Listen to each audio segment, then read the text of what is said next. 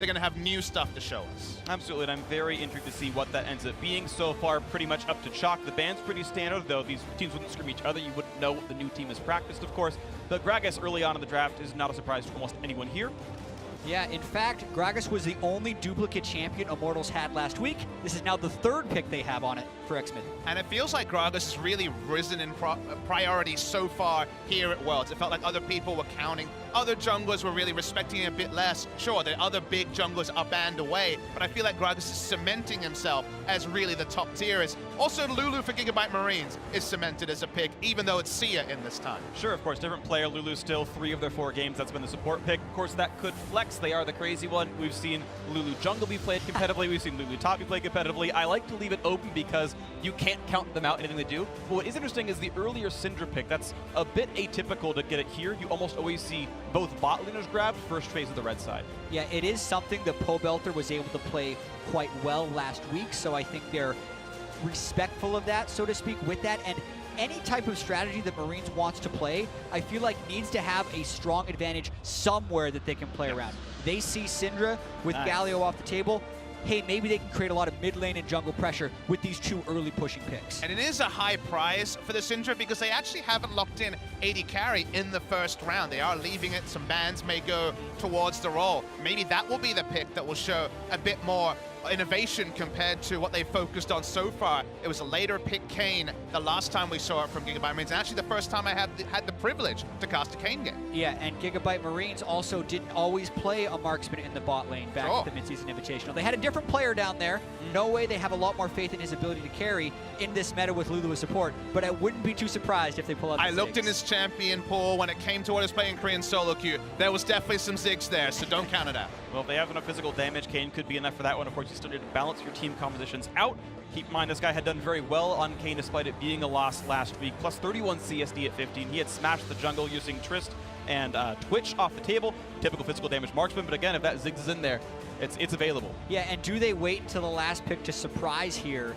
They may well, because they could still get value out of a counter pick, but you never know with GIGABYTE Marines if they have a strategy around an odd bot lane. And we were smiling around the Ziggs earlier, and maybe it won't be Ziggs in the end. I actually wouldn't have been the worst choice against Janna, so when it comes to later games, perhaps we'll see it, but it's going to be the much more standard Ashe in this game. And honestly, like, Ashe isn't even that standard of a pick anymore, right? The strategy that everyone is picking, that everyone thinks is the best composition, is these Trists, the Twistanas, the Kog'Maws, the Zais, right? These hyper carries, the multi-target, long-range, high burst, and Ashe is almost an afterthought in this sort of phase of League of Legends right now. You rarely see the utility marksman. Yeah, and looking over at what Immortals is doing, they're building a defensive fortress for whatever GIGABYTE Marines is going to throw at them. A lot of Marine strategies around going fast, enabling other picks, and trying to attack a point of weakness. With Shen and John and Gragas, the disengage and shielding is immense. And that is certainly a read on Immortals comp, but it's also reactionary potentially to a fault. This is the sort of comp where when it comes to priority, we're not going anywhere. And that is our first Urgot here. And when it comes to losing lanes here, Jat, there may actually be a worry here for the Immortals. Well, you can ban one undead monstrosity from Noxus, but you've got another one coming in here with Urgot for Archie in the top lane. I'm so excited. The question is, will Archie be able to pull this stuff off? Because he is the guy now that has been put on the Mordekaiser and been put on the Urgot. And when you talk about Archie, he's not this mechanical god who's going to smash lanes, but that's what is needed to succeed with Urgot. You have to slam ahead of the Shen if you want split push priority in the mid or late game. And we're already assuming that it won't be a 1v2 Urgot. He is very strong in the 1v1, so I see that, but I also think back to IEM's way back when with blue buff Urgots doing crazy things. We're never sure with the GIGABYTE Marines. This is another 1 or 2 of in his solo queue account. But when it comes to this man, Archie's willing to try anything. And I love and respect teams willing to do this. You get enough games to understand the important points of it and say, okay, we understand the inflection points, the matchups, the way the team comp runs. We know you don't know it. There is no way Immortals has scrimmed against Urgot top with his composition. That's gotta be impossible. So I want to see then what kind of expertise we're going to see come out of GIGABYTE Marines, because they are the biggest innovators at Worlds this year. Bring out another one. And when it comes to the notes, we said Song is so great at preparation. This is definitely diving into supplementary notes. This is really going to the extra innings, because you have to say, like Freak, they're going to be thrown off at least a little bit. Gotta see what the innovation is going to be. It's going to be so much fun. GIGABYTE Marines and Immortals the battle for the second seed, most likely out of the group.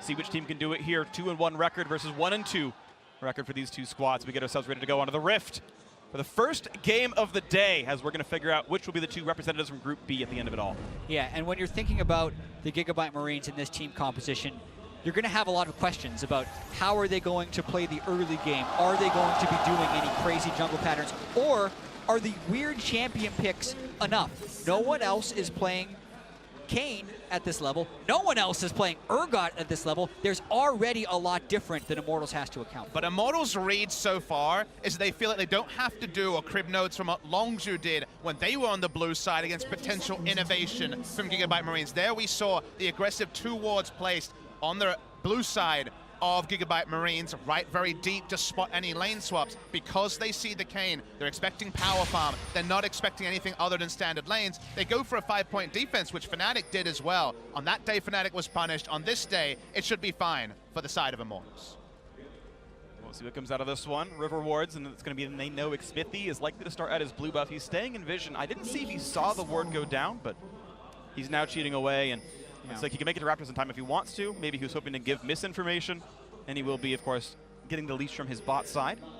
Wait to see what Archie wants to do alongside Levi. Last time these teams played, Immortals tried a late invade from the red side, which resulted in Olay trying to make an initiation on Rakan, giving up first blood and also burning multiple flashes. This time, it's the GIGABYTE Marines making late invade to try to disrupt this Raptor start. See if they can steal away. If they get rid of 2, they get the level disappointed, and actually looks like 2 CS for Sia means it will not be an easy level for Xmithie here, losing 2 of those small Raptors. Yeah, he has 2 biscuits on the side of Syndra, just a refillable potion on Pobelter, so not a huge sustained difference with the harass they took. It will slow down Xmithie, but I don't think by that much. The big thing, though, is the difference that this creates between Levi and Xmithie. Kayn is a unique jungler in the fact that he can start Raptors and clear them extremely fast, even without a pulse. So GIGABYTE Marines using that to their advantage. But then you just listen to what you're saying, Jack. You say, okay, a little bit of an advantage to Levi. We already said Shen versus Urgot, big advantage Urgot in the lane. Syndra should have the tempo over Ryze in the mid lane and the bot lane. Even if you look at the items, Relic Shield and Refillable against Doran's Shield and the more active start of going for the potion. So 3 losing lanes. Xmithie, okay, a half step on the back foot, but still on the back foot. This is the sort of games where if GIGABYTE Marines purport to play standard, which largely they have here, they should be able to get a sizable advantage in the early game. But they did a different look on the scaling of it, right? The meta game that everyone's playing is get the better late game, get the hyper carry, and Marines said, no, we're going to draft for advantageous matchups in all 4 roles, all 4 lanes essentially. If you count the jungle as one of them, Levi gonna jump over and take away Krugs. He's got him, but the rest of these camps are gone. But he does take away Krugs and he steals some farm. Yeah, well, this is actually very much a route pattern that you see someone do from the blue side of the map. So often you get the Raptor start, which then often ends with the counter jungle of the enemy Krugs at the end of it. But Levi has flipped that around and done that strategy from the red side because that's what Kayn can do. Olay spotted them, but the camp is gone. And it was important for him to go there, though there was no early vision down. He'll jump over and pop over, does Levi. But that was the only information they had about Levi's route, just from the eyes on by Olay. The thing I want to point out actually is, again, talking about the ways the GIGABYTE Marines versus the way Immortals plays. Ardent Sensor, no surprise, has been the item of the tournament. Everyone's rushing it. Every single team has bought Ardent Sensor. Marines are the slowest team to buy this item of all the squads that rode so far in the group stage. Now that some of that could have been their other support pick, their other player, but now with Sia, it maybe it's going to be more different. That said, they are right now smashing bot lane in farm via playing a more aggressive duo. Yeah, and speaking of aggression, Archie's trying to get very touchy up top lane. There's the top. Bodyfilm's going to land for sure. There's no way out anymore. The slow is on. He pops bridge, goes for the leap, and Mike is going to wait, force a couple flash out, and you got to be kidding me! Archie's not going to die! Immortals don't get the damage in, and Archie survives the encounter. Now Levi to 1v2. Doesn't want to chase any farther, but that's 2 flashes down for 1 in a survival. Exactly. Still has teleport. Will be able to shop and go buy items. That's a huge laning phase win here early for the Marines. And even bigger than it might appear at first, because Xmithie and Flame both flashed, didn't pick up the kill. Urgot, flashless against a Shen with flash, would have to play so respectful in lane. He wants to overextend to get those big EQ trades. Now he's going to have to play just sideways. He can continue to play aggressively because he knows that a lot of the playmaking tools are down. And Asuka's getting a lot of damage in a Pobelter here. Of course, Summoner heal is up, means no reason to dive, but it is a forced recall out with a 10 CS lead. Levi might go for him. He does have flash. Here he comes, drags us around though. Smithy in the fog, lands the body slam. No turret, no, there is turret. Dagger takes one shot, gonna jump to the wall, but there's the damage output, and they're gonna get first blood coming through the rune prison in time. Pole Belter, 400 gold richer. And a very big mistake by Levi there, evaporating the pressure that Optimus had created in that mid lane. Sure, they get the summoner spells off and they'll need to return gank, but that was a very large lead Optimus was building that he could invade with Levi for. That's mostly gone now. Even mechanically, it wasn't clean. The first turret shot he took when he was peeking out, investigating whether he could dive, was more than he could hope to bear. Did not choose to disengage. Gives away a kill in the mid lane. We're going to see the replay. If you watch here, he's not taking turret aggro now. Takes the first shot, and Smithy being there is the big factor. Exactly. He could have gone for Pole Belter and at least looked to bait out summoners, but he has no deep vision with which to understand where Xmithy would be. Even though Xmithy had burned flash in the top lane, it didn't matter. Xmithy was still on the rift. He still hasn't choked.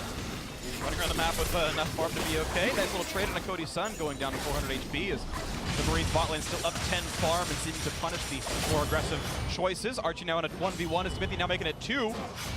Running into the turret, he'll stay alive. I think we should also talk about another member of the Immortals, because we had a little verbiage towards Belter earlier. Flame is someone who has come to this tournament with decent expectations, good season, largely playing a pretty small champion pool over in the NALCS. If you remember, when he was on just getting through lane duty on the Maokai, actually did very competitive against the Jovrin coming through in that game from Khan. In this game also, he's actually ahead in CS in a very difficult matchup against the Urgot. His ability to sustain difficult matchups is actually a compliment to Flame. Exactly, because during the regular season, he was a Jarvan Renekton player for the vast majority of his games. So far here, it has been Jace, Maokai, and now the second Shen.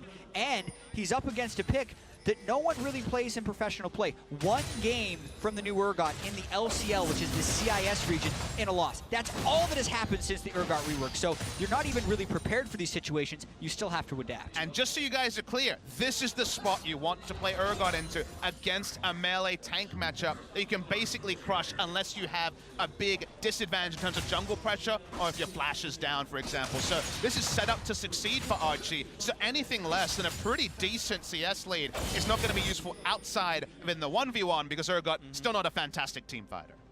Speaking of CS leads, you can still look at that scoreboard on the bottom. Mid lane and bot lane still looking very good for Marines. I do want to point out that Levi's farm lead is a bit misleading. He's gotten a lot of the smaller camps with multiple members on it. So the plus 14 is actually only barely up in gold compared to what the first blood would have given Xmithy in the first place. So he's not smashing as much as the scoreboard would indicate. The rest of the lanes, though, very good in mid and bot. Yeah, only up 50 gold in that spot, but it is very much Levi's style to heavily prioritize the Raptor camp and the Krug camp, because the number of monsters in the jungle is what determines how often you can get that catch-up experience, because over in the GPL, he absolutely obliterates people, and then he denies them the catch-up experience by getting those camps. This game, there's none to be had, because the average level of the jungle camps is not above the average level of the jungle. The fight into the jungle, though, the two of them coming in through. Here comes the Shen to re-engage. The 2-on-2 about to join junglers and top laners. A taunt is across, and can they knock down Ark? He's going to try to get the damage across the ulti, but they kill him in time. So the trade kill comes through for Levi. That was nearly a fear beyond death kill across. And the mid laner's in as well as Optimus now running for his life. He's a bit low, 400 HP. Xmithy still on the chase. Levi putting in the damage as well, has the mana pool to keep going. Xmithy in the 1-on-1 still going against Optimus as well. Who's going to get it? The flash to chase in. The knockback is there. The barrel not going to get the kill. It's a 2-for-1 trade advantage, GIGABYTE Marines. Decision there for Xmithy was to go for the kill, left his mid laner completely in the lurch, died with heal up, knew he would not get out. The consistent DPS of these melee assassins like the Kane will just take you down. And Ole gonna go for the kill. Summoner heal for movement speed. Flash for the knockup. The Zephyr auto attack. No! And he's going for the play. They're gonna get the kill. Ole sets him up and Smithy knocks him down. The fact that they burned so much to then what looked like nearly miss it when the barrel landed was amazing sidestepping by Optimus. And that entire fight was pretty much just Levi and Optimus saying they can take him, right? Immortals goes for the initial play with the stand united, but when the initial burst of the 3-on-3 ends with both top laners dying, it just turns into jungle versus mid laner duels on both sides. And consider what Pobelta actually is able to do this fight. A bit of damage onto Optimus, but he cannot walk past Levi. He is only ever going to lose, even with blue buff in these early levels. Not enough base damage on the spells. So eventually he's going to be out-traded by Pobelta, as Xmithie has only eyes for Optimus, but it required much more to actually pick up the kill after the highlight clip went over. Yeah, and this early game, very competitive between the Marines and Immortals. There has been a lot shifted in the general game flow thanks to the jungle pass of Levi. But where we should draw our attention is actually the bottom lane, where Noe and Sia are doing quite well in that matchup. But the issue with competitive is that GIGABYTE Marines did not pick for competitive. They picked to smash early game, and they're not doing that. It's 200 gold lead to GIGABYTE Marines after the last trade-up they did on the fighting. So with the picks they have, with the game plan they have, Immortals are more than happy to come in basically competitive with a team with Urgot, who is really built for the early game. Yeah, they are playing the meta game composition. They're playing the standard stuff, gold only 300 apart, and you have to imagine their late game scaling is better unless there's something we don't know about Urgot. You don't imagine he's going to smash the late game, although maybe it's possible. It's just kind of hard to say. Yeah, and as we can see, Pobelta has been getting camped by many other mid laners and hadn't died before 15 until this game. Good cleanse, call him captain for that one. Nice knock up there, and Levi not going to find much more. Out they go. Appreciate a little shout out there. Yeah, of course. It was, I love me some 80 carries. Captain Jack, a true legend in my mind. I would go so far as to say the best player to never make worlds. He had a very impressive career, couldn't get there. We'll cut off the Captain Jack shout out. It is the first turret of the game for GIGABYTE Marine. And that's the payoff, though. Farm lead 17, not huge. 200 gold individually, not huge. That turret is what the payoff is for. Again, you say picking the metagame composition with the scaling versus the Marines going for early pressure in every single lane. That's the payoff. First turret into an 1130 Infernal Drake. This is the start of what this comp wants to do. Yeah, straight up winning. We're wondering if Immortals compositions would be reactive to a fault. That bottom lane with the Relic Shield start is not going to win against Ashe Lulu. Ashe had not been played in the group stage up until now. Is an extremely strong early laner, and now Levi's looking for Pobelta again. Nice stun. The damage up going to be as slow as in. There's almost no way out for Pobelta. The ulti's not going to be in range for Levi. Flashes to get in, but the damage going to be low. Still gets it anyway. Blue smite. It's personal on that one. Levi takes him down. And that's the bonus. That's the cherry on the top of the bot lane turret into the Infernal. Getting the kill mid lane as well. Pobelta complimented in stats, complimented earlier in this cast for absorbing pressure. Him going down there is definitely an upsie. And he got counterpicked. Keep in mind, the Syndra was blinded first round red side, and Pobelta said, okay, Ryze is my matchup, let's go for that one. And right now, Optimus and Levi are punishing for it. This Immortals draft is very similar to what a lot of Korean teams and a lot of teams in general at this tournament have been playing. Outscale, we'll get there. Twitch Jana, one of the prized bot lanes. This is what teams have been picking, but when you go all out in the early game, your thought, and definitely in earlier metas it would have been easier. In this meta, it's harder to close out. It's on the GIGABYTE Marines to keep up this pace. Also notable, always difficult to choose your summoner spells against Syndra. Goes for the heal rather than the cleanse. It gives time for Levi to chain off of the CC from Optimus and then chase through for the extra damage that the heal could not absorb. And kind of unlucky by Pobelta as well. He didn't know if he should expect flash to Levi or not. He flashed late when the ulti was already cast, so Umbral Trespass came through. And that's a bit rough to lose your flash when he's already caught you, but that's the breaks. Exactly. For as much as we praised Pobelta for being able to absorb pressure in the first 3 games of group stage, deathless in the first 15 minutes despite having all that jungle pressure against him. 2 deaths now in the first 13 minutes and a massive CS differential in the favor of Optimus. A lot of that is the matchup, but a lot of that is Levi as well. And now Immortals are more in the hole you would have expected given the draft. They are now behind a sizable goal lead, 2,000 at 13 minutes, nothing to turn your nose up to. But again, we've learned meaningful. Average game time can be long at this Worlds. This is the sort of game where in the late game, you look at Immortals and you think the game can only go one way. So now it's really back to the loss minimization time for Immortals because they are largely reactive. Also, the last time we saw Levi play Kayn, he did Black Cleaver second into Red Kayn. This build is telling me he might be going for the blue one. Ooh, that's big words there.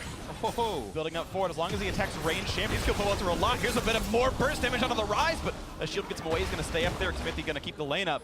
This definitely does look like it's going to be more Assassin Kayn. We'll see if he can get through the Janna. He got so many hits on a Pobelta with the 2 kills. It's a high probability, I feel like. Remember, the transform was very slow also in that game against Immortals, so we'll keep track of that. I think he's... Never mind. He's getting there. I think he's actually already blue Kayn. Oh, but we can't tell in the spectator. I think the side one isn't, yeah, because the icons are all blue now. I think he's already blue Kane here in this one. I don't see very much. Here comes the fight on the top lane. Arrow gonna miss. Goes a bit more chase onto that. And you can see if he ever moves while casting W, it's definitely blue. He already did transform, so our mistake with that reference. Well, there you go. Correct, I predicted it. Nice prediction, Chad. And that's another turret going down. I think Urgot will be picked this game. But beautiful stuff. But again, the payout continues. The GIGABYTE Marines, you can see mid turret's already low, top one already fell. It's not in always the CS numbers, in the farm numbers, but the turret pressure, the early game still going their way. And I think a lot of analysts were hoping and praying that comps that play the early game could get there. They could see the return of the Alistair that GIGABYTE Marines tried. But here comes the action. A big slow on a two of them, good long range as well. Out they go, and the Rifthold will not even really get back the damage that was dealt during the laning phase by Optimus in the mid lane. The game being solved as only playing defensive is one read on the first week. GIGABYTE Marines trying to have a different read. Longzhu speed running their way through worlds. We're hoping that proactivity can still win in the risk-reward trade. GIGABYTE Marines certainly took a lot of risks. You can see the Urgot and know they've done that. But at least this time, it's actually paying off against Immortals, who so far have been just too reactive and a half step behind. And it's a lead grown by GIGABYTE Marines. Absolutely is. Right now, the number is only 2,500. It is large, but not insurmountable. Want to point out some things that have been chosen right here. Cody's son actually going for a Wit's End early. It is a faster power spike item. It's 1,000 gold cheaper than a Rage Blade. It allows him to amp up the magic damage of Pobelter because the item has a magic damage shred. So people to bot lane online a little bit earlier, if not optimal late game scaling, but trying to combat that a little bit. Also want to point out there's no tank for Marines right now. It's an Urgot building a cleaver as the heaviest front line. That teamfight's going to be hard. Yeah, and also no way going Blade of the Ruin King, so I feel like that also counters the Wit's End power spike in a small way instead of some of the slower Infinity Edge builds we've seen. So these guys are very much online now when they're meeting, and I think Immortals needs to make sure that they don't get snowballed on, because that's GIGABYTE Marines' game. If this game goes 40 minutes and the gold difference is still 3,000, we feel like Immortals just groups up as 5 and wins the team fight. Yeah. So my read on how GIGABYTE Marines will want to play this game, because it's the sort of thing we have to spitball a little bit. The parts here have certainly not been put together. In the LCK, certainly, but even at Worlds, playing around the 1v1 power of specifically this man on your screen, Archie, on the Urgot, a dueling champion, and having Kane invade and also put down control wards on his side of the jungle. I think winning 2v2s against a fed Kane and Urgot sounds terrifying. So playing around his pressure, which has been difficult. We remember Cuvée being completely shut out of that game against 1907 Fenerbahce on the last match day of week 1. Playing around a very oppressive 1v1 top laner, to me, is my read on how GIGABYTE Marines could grow this league. We'll see if they can do it right now. The Armor Shred going to help with the assassins on the team as well. Levi waiting in the jungle right now. Yeah, and I also see, when thinking about the metagame or what GIGABYTE Marines is doing, the champions can change, but the core strategies throughout time in League of Legends do stay mostly the same. And this is the most similar to actually the Spring Split meta, where you had the Ashe, Varus, Jhin, AD carries with heavy damage dealers in the jungle and potentially split push tops. That's what they're going to be trying to do, which is initiation with the Ashe arrow around the jungler trying to carry the back end of team fights and assassinating carries. You're going to see the arrow, of course, it missed Bolter. Not with a lot of vision in the jungle. I'm not sure if he even saw it, but thankfully was not in the right spot to get hit. That could have been a dive from Optimus. Now mid lane pressure in for Immortals, 3 men strong, and with the power of dogs, that will indeed fall. I don't believe he got local goal, but here comes Levi on the backside. He wants to flank, but with Ashe arrow down, it's very difficult to lock someone from Immortals. And also now, with mid-turret down first, it gets harder for GIGABYTE Marines to use, say, top lane pressure with Urgot and parlay it into a Baron. Getting Baron control when you don't have mid priority, the ability to push through mid, have the minions sent down, get easier access to deep wards is not a trivial thing. They'll probably get there eventually. The turret is low, but it is another thing to slow down GIGABYTE Marines. Another fight now in the jungle. Looks like Immortals want to go back into this one and see if they can get themselves the kill. Humble Trespass, he's going to get away, flashed over the wall, stays alive for now. Here comes the Rise open to join in though. Nice 2-man slow, and Levi going to get out, trades away with the ultimate. So slippery, and that type of reaction from Immortals now actually gets rid of a lot of their proactivity. No Realm Warp, no Shen ultimate. It's very difficult now for Immortals to make a play. And Archie gets free time in the top lane. You're looking at Sia and Noe walk up as well. The whimsy to get them there faster. And that play cost them most of, if not the entire top lane 2-2 turret. GIGABYTE Marines are not interested in matching. They are looking to innovate. They are looking to be proactive. Not quite the turret down yet. A lot of people coming up. The cavalry here for Immortals. I like what they've done to try to push through mid, but that's really the only thing you can smile about on the side of the Immortals when it comes to the first 20 minutes. we're kind of just watching all the tempo be created by the GIGABYTE Marines. We're seeing the shot come through. Gonna keep pushing out. Levi looking strong as well. 2 items, pretty sick. Yeah, almost doubling the farm of Xmithy right now, individual gold-wise. He's up a solid 1,100, so you're seeing that jungle matchup look very good. Levi has been a huge point of power for GIGABYTE Marines. His early games continue to be very good, and there's a reason he gets so much of the praise on this squad. He's continuing it here on the world stage against one of North America's best. Xmithy was the best jungler by pretty much all accounts in North America, and Levi has been outplaying him largely in this game. At least in his ability to farm. If it wasn't for the counter gank in the mid lane of Xmithy, this could also be a much larger lead for Levi. So sometimes that aggression from Levi has turned against him. And it's gonna be a struggle for Marines throughout this game, because it's the battle to keep the map spread out and only group on their schedule. Because one reason that Janna has been rising in popularity here at the World Group Stage is how strong she is in team fights. Yep. It feels like with Ardent Sensor in these team fights, the engage always gets stuffed, and then everyone gets supplied with the buff. Not to mention, GIGABYTE Marines don't have your traditional team fighting compositions. So these are the fights they want. Ooh, Xmithy forced to jump away as well, and heal burn by Pobelter. So 2 more summoners down from Immortals. GIGABYTE Marines able to get those little schedules going and find advantages. But what the Marines need to do is find a way to finish off the very low health turret in mid lane. Makes these Soda plays so much more reliable. Usually deep vision and Levi poking around the back might actually get Cody-san and Olay to move out. Notice that Cody-san with his cheaper build has 2 items already, has Hurricane. Very hard to push him through. They're going for Pobelter again. Gonna find the slow. He's got the Realm Warp, but no Zhonya's no flash. The stun's gonna land anyway, and the kill goes to Levi. He's on a rampage. 4 straight kills for him. After the first blood, 3,000 gold lead, and now pressure continues onto this one. Really gonna join the top lane now to try to push out Archie. If he can get away with this. Flame getting a bit low. The flash, the taunt gonna be there as well. They might have the burst damage. The fear beyond death not quite gonna come through.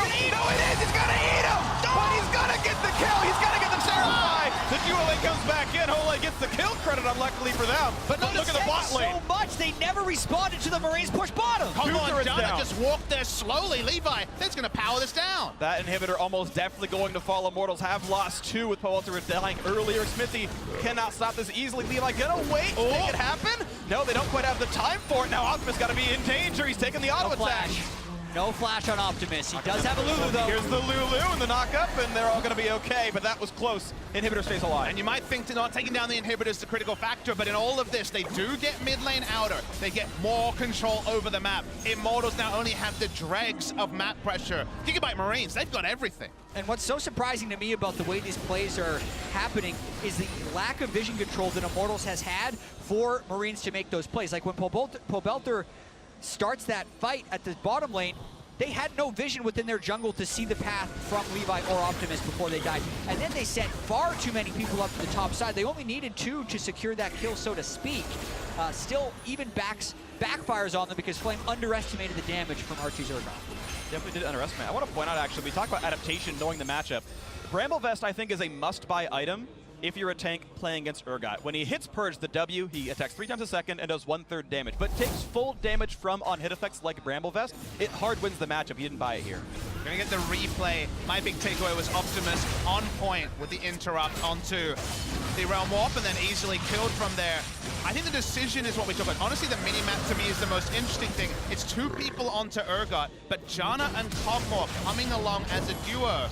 Yeah, if I had to guess, Immortals was thinking about getting this kill and trying to turn immediately for Baron for an inhibitor trade, but the kill took so long to materialize, and then they lost Shen, because in a world where they get the kill, he could either teleport down bottom to try and defend that when Pobelter respawns, but that's just not what ended up happening.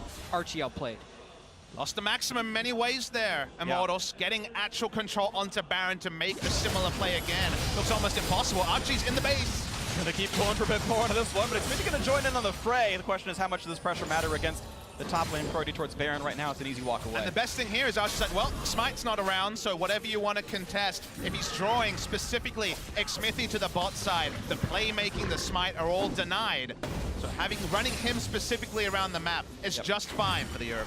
Yeah, and I'm waiting for Immortals to try and send Ryze down there to stop Archie, because I believe Ryze and the Shen could win and then still try and prevent the Baron threat. But the longer they wait for that play, the higher the threat becomes to go for Archie, because the faster Marines will be able to kill Baron with more items. And damage calculation is something that's second nature to casters, to players. We know how much damage people take and people do. When it's Urgot, a champion you see a lot less, the timing can be off, and the timing needs to be on because it's not teleport from Ryze, it's just going to have to be the Realm War. So if they take too long, the Baron damage is huge from GIGABYTE Marine. And it's going to be Immortals starting it in the face of a ward. Watch out, Tony Sun! He's almost going to die. Gets the shield at the last second, but he's still so low on HP. Got to get away from this one. Even before the ultimate comes through, he's already out of the fight. Levi just has to get in range.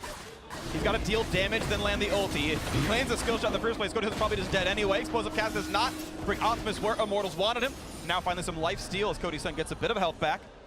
We see Urgot pushing in the face of Shen, basically saying, you can't leave, I will take the inhibitor for free. Loses most of his health bar, cannot ult onto the Cogmore. Critical moment now for Immortals. And this is when Immortals is trying to pull off the Ryze play bottom lane, but they're actually shipping There's off the the stun, Baron. there's the burst. This could be the kill to Xmithie. The damage up, but not quite there. No ulti.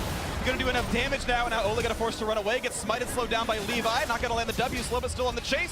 Ulti to buy a little bit more distance. He's going to have the auto attack. Pavotzer going to go for the kill. Can't quite get him just yet. Finally, actually just running away and dying. You're right. So Flame not getting anything. 2 for 0 now. GIGABYTE Marines on an almost uncontestable Baron. He may not be the best team fighter, but 1v2, he can do dirty things. Takes down the Ryze. This Baron's free. Well, Xmithie has smite. He's done it so well in North America, but he's getting shot down by Ashe. The flash to chase down. No way says no way for you. And the Baron goes down, picked up. Now Cody Sun, but he's up against Barrier. Only picks up 1 kill. Can he trade with no way? Captain Surprise says no. Too much lifesteal. And that sequence of events is how Marines gets you sometimes, because the fact that Immortals then sent Pobelter down bottom, couldn't even deal with Archie then having the play fall apart on the other side, and almost as a desperation, Xmithie tries to steal when he had no business, is just adding more fuel to the fire, making this lead potentially insurmountable. I mean, this fire is ablaze, chat. There's no other word to say about it. Once again, they're going to turn to the Urgot. It's 3 bad guys this time. Well, the flash is just back up right now. If they get someone to a quarter HP, Archie gets the kill with his ultimate. The chase is in. Stun's going to land on a Pobelter. That could be dangerous. Oh, they get away, though, and no. Just the flash, the arrow down. Marines still with that Baron. Just not enough damage to take down Archie, who just completed a War Mog's armor. Such a big sequence of events there, and as casters, we almost want to take a breath here. It's like, wow, let's reset the game. But if you're looking at Immortals, you don't have time to reset the game. Marines is already making the next play. They have Baron minions in the bottom lane. They have a minion wave up top while no way is catching the wave mid lane. So they're just going to keep setting up this Urgot play, and the minion waves have been pushed for the last 15 minutes. And it's exactly what the draft told us. Lane priority was everywhere for GIGABYTE Marines. Xmithie lost tempo in the early game, was on the back foot as well. But this time, GIGABYTE Marines have profited the maximum from it. I love seeing the proactive team carry through leads. Now, they haven't won the game yet. We already had 1907 Fenerbahce get so close against Samsung. But so far, they've shown that if you play with tempo, you can actually get a big lead. It's going to take a lot for Immortals to get back into this game right now. 3rd Drake in a row picked up by Marines. Mountain adds to the elemental suite here for them, as another turret had fallen to Archie, splitting in the top side. Yeah, and it's important to note that Immortals is so far behind the item curves right now. There's an Infinity Edge as well as crit and attack speed onto Noe, who has the Lulu powering him up. Much like in the way Marines beat Fnatic. Yes, it was crazy in the early game, but by late game, it was a fed Triss Lulu, right? And here, they have a fed Ashe Lulu plus the CC from Syndra. So they're going to keep split pushing, but the things that they are strong, the places where they have the gold, are very effective at using it. So they keep going into this one. Flame going for some magic resist himself. Who's going to stop scaling against that Archie Urgot here. Look at that poke on towards Xmithie, who got magic with armor himself and is so weak to the Syndra. Bot lane push coming through. Levi and Co going to knock that one down. First inhibitor falls 28-30 into the game. Back in the mid lane, Noah getting the attack to the turret. No one's threatening him. That turret's down to about 1/4 now. Levi gets away with some wards and looks for the next play.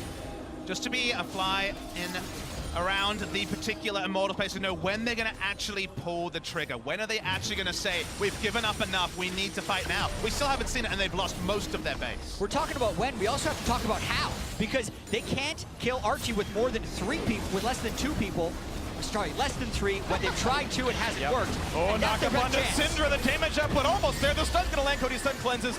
Lackadaisically just still gets away with it. A heal from Ole. Now there's going to be the reset fight. Redemption putting off to his back to basically full health, and all that engage means nothing now as GIGABYTE Marines look for the next play. Poulter at half HP. Stun's going to land. This could be a kill into Extended Redemption by a few more seconds. The ulti's going to keep him alive just a barely little bit, but RG knocks on the top lane turret. Another trade comes down into the mid lane. They're going to chase on it. This one, Cody's been flashing away. They might get the kill, and Levi's going to pop in for a bit more time, though, and jump right back out. He will stay alive. No Snipe's going to be coming through, and the Fear Beyond Death knocks down Flames. He snuffs them out like a candle. And there's going to be all the inhibitors falling shortly. His top lane going to drop as well. Bot lane's already gone, and it's now just the base remaining 5v4.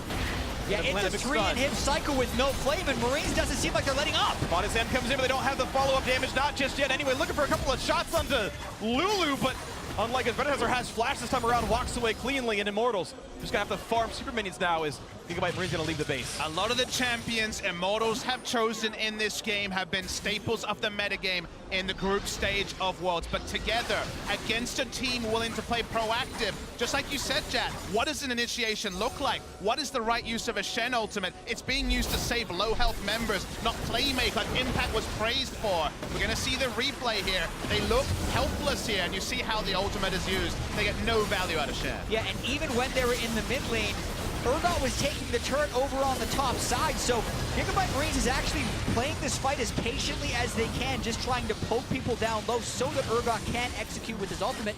They pull it off. There's order in the chaos of the GIGABYTE Marines when they look best. Are the picks unconventional? Yes. Sure. They have many different titles thrown at them, but when they actually do plays like that on the first look you're like, it's just craziness. The ordered chaos is allowing them to trade up every time. There is not free kills outside of the one donated to Pobelta by Levi much earlier in the game. I gotta say, it's beautiful to watch a team like GIGABYTE Marines. I don't think you can call a game like this cheese. It's looking at the metagame saying, I know what you want to play. We've got our own style for this one. Now look at the play in the mid lane. Sia, slow down, explosive cast. He's gonna find the target. That's a kill picked up. Set up by Xfinity, and the kill gonna go over to Cody's son. Does need that money going towards his next tanky item, but look at the base that was getting knocked down by Archie. Now it's a 5v4 in the map. There's not much left that really Marines can push. They gotta look for this on the top side. But how fast can they kill Archie versus how fast can the rest of the Marines collapse on Immortals? Here they come. And you're seeing them split up now. Both are gonna run away. Here comes the backline access. Cody's son. He gets the shield, he gets the heal. He's gonna stay alive. They're not gonna knock him down. They get rid of the Guardian Angel, but the turrets are dead for the Nexus. This could be just a base rush now. They knock down Xfinity. They get one trade kill back into Levi. 4v3 on the map. Kills. Pobelta gonna get knocked down. A double kill. And the hell kill Urgot. The minions are there. Urgot cannot die. He will not be stopped. And this will be GIGABYTE Marines improving 2-2.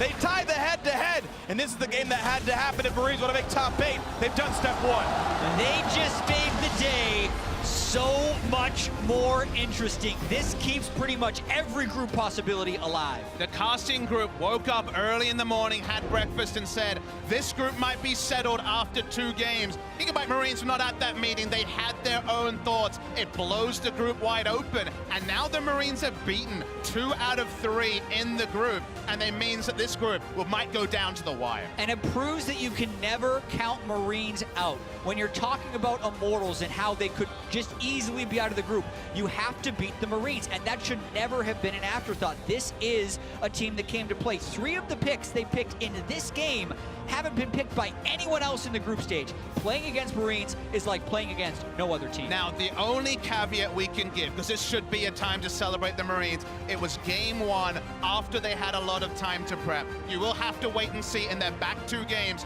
was this everything? Do they have more? Because this strategy, I imagine, will be target banned by their next opponent. You don't need to give up everything. Maybe just the Kayn, because the power farming meant a lot. But we also have to remember that even if you have time to react to them, it's on the day.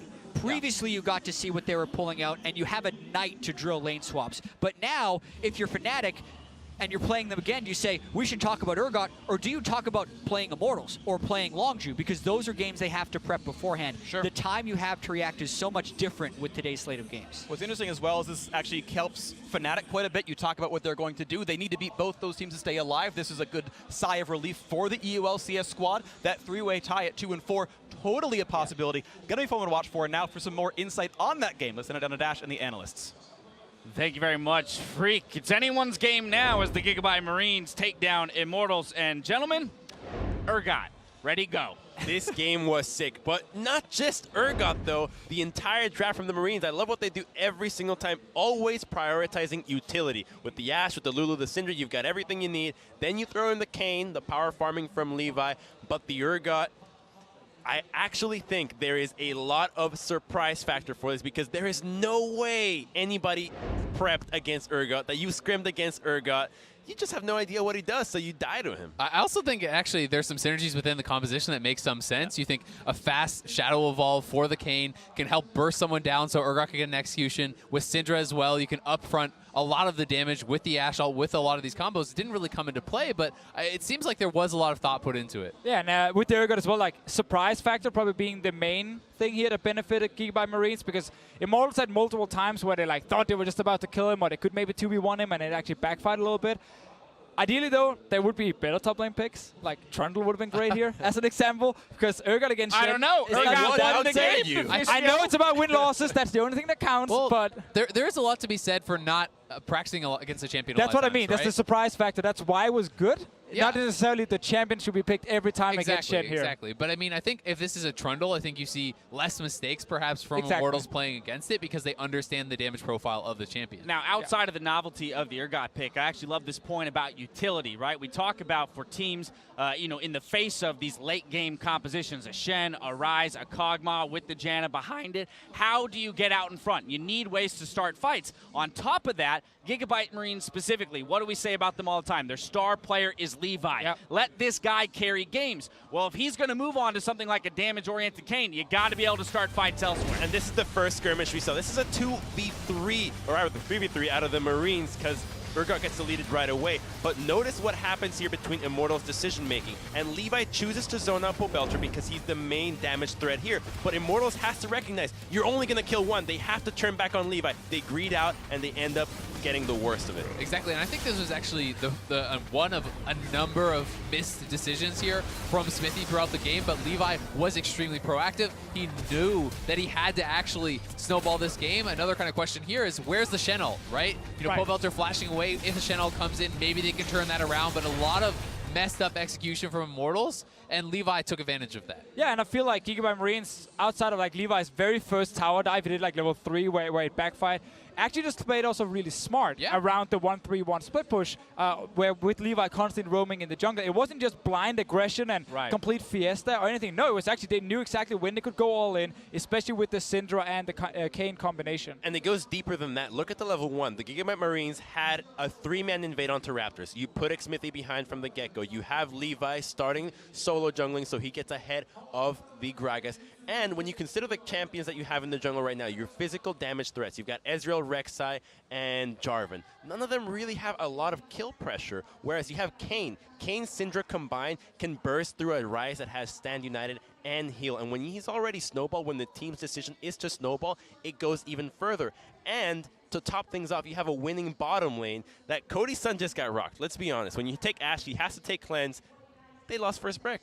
Yeah, they did. But while we're giving a lot of praise to Levi, I have to give some criticism to Smithy because I do think that a lot of why this game went so bad is kind of on his shoulders. We talked about that skirmish where I think, you know, not peeling off to actually target the same person with Pobelter. The top lane dive where him and Flame both step back with one auto left on the Urgot. That should have been a sure kill. Then another time they go up top lane trying to pick on the Urgot again, and Smithy holds onto his ultimate until Flame is already in ultimate range from the Urgot and he gets executed. I think that if you use the Gragas ultimate at the very start of that, that's a free kill. There's a lot of missed execution here, and some of it comes from not having practice, but some of it is just straight up, you know, not good enough play. And I think that really Immortals got straight up beat. A little bit of greed with the spells there in terms of wanting to get more for less. It bites Immortals in the end. I think what makes, or what is most interesting rather about this result is what it does for the groups. As is seen here, we now have GIGABYTE Marines and Immortals tied. Most importantly, what this means is that Fnatic does not need to win out anymore in order to have a shot at getting out of the groups. Yeah, they have to beat Immortals and GIGABYTE Marines specifically. They don't need to beat Longshu, which of course is, I guess, a relief for these guys sitting backstage. Longshu needs to, of course, go 6-0 as well. And then you have that 2 2 wins, 4 losses, 3-way tie where any team can make it out. The fact of the matter is, though, if Fnatic now could get a win off Longzhu, that means so Let's much calm down here. Let's for calm their down. chances in the Let's group. calm down. Hey, we heard Sneaky top of the day. They're kicking into overdrive, Martin. I mean, it would be big. And then on the flip side, right, for Immortals, now it's time to get, nose to the grindstone. You just lost the game that you thought, you're going to open the day with a win here. You got to go up against some a Fnatic, maybe a re-energized Fnatic, and then obviously the favorites in Longzhu. Well, Fnatic, at least now when they play up against Immortals, they'll have a sigh of relief, not just because, as you mentioned, they don't have to beat Longzhu, but this Immortals squad didn't leave much for excitement. You're like, well, the decision-making was off. They played poorly with Xmithie, who is the main shot caller, who's so critical for this team. And so when they look to, as Sneaky said, turn everything around, they actually have a good shot now to be competitive in this group, which is not something that any of us thought would happen. I just think it completely changes the mentality of Fnatic, going into the rest of this day. Coming in 0-3, you'd be thinking, oh, the chances are very grim. You have to beat Longzhu to have a chance. That's probably not going to happen. But now, it's up in the air. It's anyone's group. GIGABYTE is going to be re-energized. Fnatic is going to be re-energized. And really, it's a 3-horse race for that second place. I mean, it is. I think good thing, though, for Immortals is, and GIGABYTE Marines is, I think Fnatic have looked weaker than GIGABYTE's Marines. So despite Immortals, losing this game, it's not necessarily painting a picture of them just being the weakest team. Right. By any means, I still think they will be favorites with the Marines to make it out in second place, and Fnatic will have to be, the dark horse. It's good for my pick'ems if it turns out that way. Now, the GIGABYTE Marines took a crucial win against Immortals.